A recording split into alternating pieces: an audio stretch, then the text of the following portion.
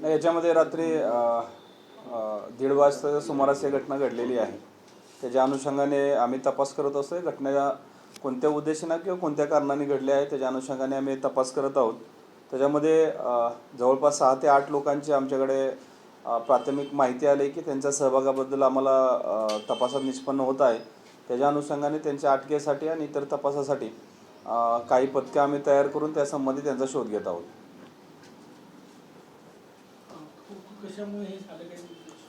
त्याचा उद्देश आतापर्यंत क्लिअर झालेला नाही आहे, पण काही गोष्टी आम्हाला त्या संबंधात पुढे येतात की जो जानेवारीमध्ये जो नागपूर ग्रामीणच्या हद्दीमध्ये जे काही घटना घडली होती त्याच्या अनुषंगाने त्याचे लिंकअप काही प्रमाणात या ठिकाणी दिसून येते.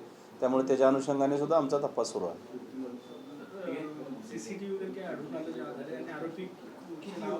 नाही, याच्यामध्ये प्राथमिकदृष्ट्या त्या ठिकाणी त्या घटनास्थळावर 4 आरोपी आलेले प्राथमिकदृष्ट्या दिसतात आणि त्याच्या ठिकाणी 2 आरोपींनी जो व्हिक्टिम आहे त्याच्यावरती अग्निशस्त्राचा फायर केलेला प्राथमिकदृष्ट्या दिसून येतोय.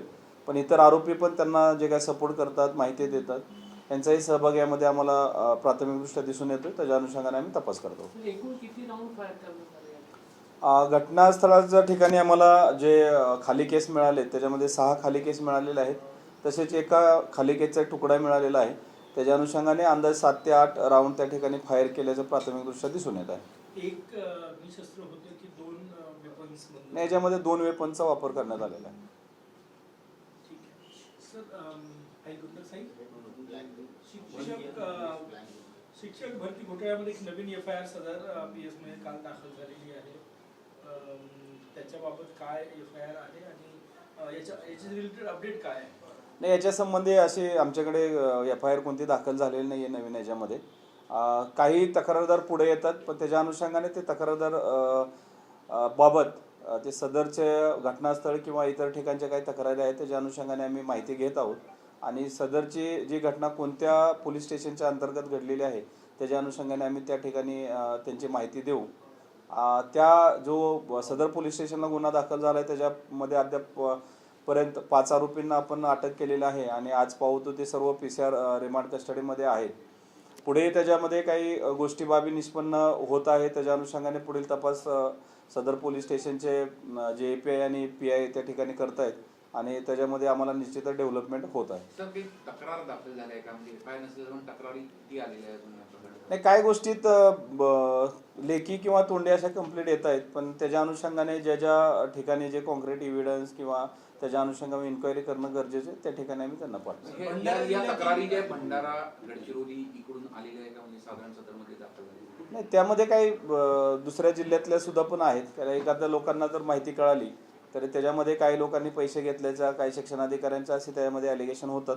पण त्याच्या अनुषंगाने जोपर्यंत आपल्याला कॉन्क्रीट किंवा त्याच्यामध्ये चौकशी होत नाही तोपर्यंत त्याच्या संबंधी आपल्याला काही सांगता येणार नाही. सर, भंडारा जिल्ह्यात वरठी इथली शाळा आहे, त्याची काही तक्रार दाखल झालेली आहे का? किंवा जुनी तक्रार होती त्याचा तपास आता सदर PSनी नव्याने सुरू केलेला आहे? नाही, त्याच्यामध्ये आम्ही माहिती घेत आहोत. तक्रार आलेली आहे का नाही आलेली त्या संबंधी मला आता सांगता येणार नाही. सर, या प्रकरणात जानेवारी महिन्यात डेप्युटी डायरेक्टर म्हणजे शिक्षण उपसंचालक विभागाने आशेवर शालार्थ ID हॅक झाल्याची तक्रार दिलेली होती सायबर पोलिसांकडे. त्याबाबतीत काय तपास करण्यात आला किंवा काय त्याच्यातून तपासातून माहिती समोर आली आतापर्यंतच्या तपासात? त्याच्यामध्ये सायबर पोलीस स्टेशनला जानेवारीमध्ये ती तक्रार दाखल करण्यात आलेली आहे. त्याच्या अनुषंगाने गुन्हा पण दाखल झालेला आहे आणि तो एक शालार्थ IDचा हा फेक शालार्थ ID आहे किंवा ट्रान्सफर ID कुणी तयार करण्यात आले तो टेक्निकल इश्यू असल्यामुळे त्या संदर्भात आमचे सायबरचे इन्चार्ज त्या ठिकाणी पुढील तपास करत आहेत.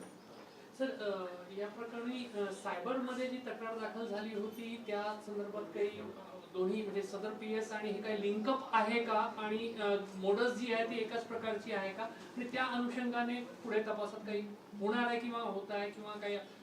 नाही, जे सदर पोलीस स्टेशनला जो गुन्हा दाखल झालेला आहे त्याच्यामध्ये काही बोगस डॉक्युमेंट मिळून तो त्या ठिकाणी शिक्षक नसताना सुद्धा शिक्षक आहे असं दाखवलं गेलं. हा स्वरूपाचा तो गुन्हा आहे किंवा बोगस डॉक्युमेंट माहिती असताना सुद्धा त्या ठिकाणी त्या आरोपीला त्या मदत करण्यात आली आणि जो सायबरचा विषय आहे हा ID त्यांच्या चोरल्या किंवा कुणी तयार केल्या किंवा त्याच्यासंबंधी हा टेक्निकल इश्यू असल्यामुळे ते थोडंसं त्यांचं लिंकअप आहे नाही याचा आम्ही तपास करत आहोत. सायबर तक्रारी आपल्याला 4 महिने झाले, या 4 महिन्यात त्यात काही प्रगती झालेली आहे का आणि कुठला निष्कर्षापर्यंत तुम्ही पोहोचला? नाही, त्याच्या अनुषंगाने निश्चितच तपास सुरू आहे. जोपर्यंत जो काय टेक्निकली त्यांच्या बाबी आहेत त्या जोपर्यंत क्लिअर होत नाही तोपर्यंत पुढील तपास होत राहील आणि निश्चितच त्याच्यामध्ये सुद्धा आम्हाला इनपुट मिळून आम्ही त्या आरोपींपर्यंत पोहोचू. सर, आता ती जी संदर्भात तक्रार दाखल झाली आहे त्यात आधीच्या ज्या शिक्षणाधिकारी आहेत त्यांच्या नावाचा उल्लेख आहे. या सगळ्या प्रकरणात त्यांची देखील चौकशी होईल का? या आधी जे शिक्षणाधिकारी होते ज्यांचं नावही त्या तक्रार नाही, निश्चितच आहे. ज्या ठिकाणी त्या ठिकाणी ज्या बोगस प्रस्ताव बनवण्यात आला आहे त्या प्रस्तावावर ज्या नावानिशी सिग्नेचर आहेत त्या अनुषंगाने त्या सिग्नेचर खऱ्या आहेत, खोट्या आहेत, त्यांच्याच आहेत की इतर व्यक्तींनी करण्यात आले आहेत याच्या संबंधी आम्हाला निश्चितच चौकशी करावी लागेल. कारण डॉक्युमेंट पूर्ण त्या ठिकाणी बोगस बनवलेले होते.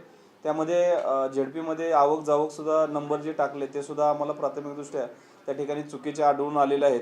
त्यामुळे आम्ही त्या ठिकाणी निश्चितच संबंधित अधिकाऱ्यांकडून सुद्धा त्यांची माहिती घेऊ, त्यांची सुद्धा चौकशी करू.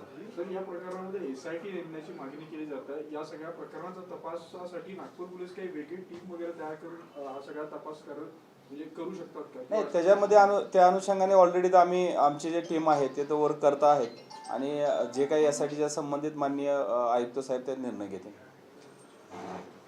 सर, आणखी काही अधिकारी यात अडकण्याची शक्यता आहे का? त्या दृष्टिकोनातून तुम्ही काही चिठ्ठी बजावले का चौकशीसाठी? नाही, ज्या ठिकाणी प्रत्येक स्टेजला ज्यांची आम्हाला आवश्यकता भासेल, ज्या अधिकाऱ्यांना आम्हाला बोलावं लागेल, कारण हा प्रत्येक ऑफिशियल विषय आहे त्यामुळे प्रत्येक अधिकारी ज्या स्टेजला ही केस जाईल किंवा त्या अनुषंगाने आम्ही निश्चितच ज्याची गरज आहे त्यांना बोलून त्यांच्याकडे चौकशी करू.